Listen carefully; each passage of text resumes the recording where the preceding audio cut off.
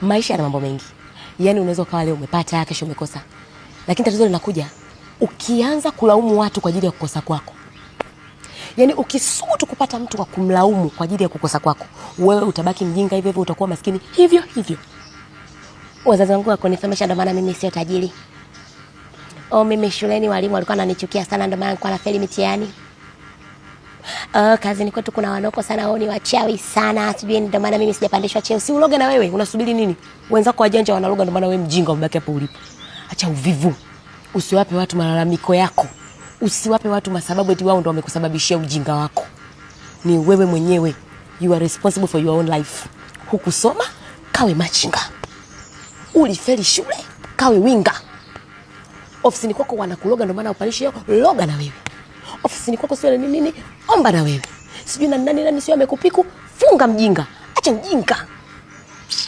Zembe tu.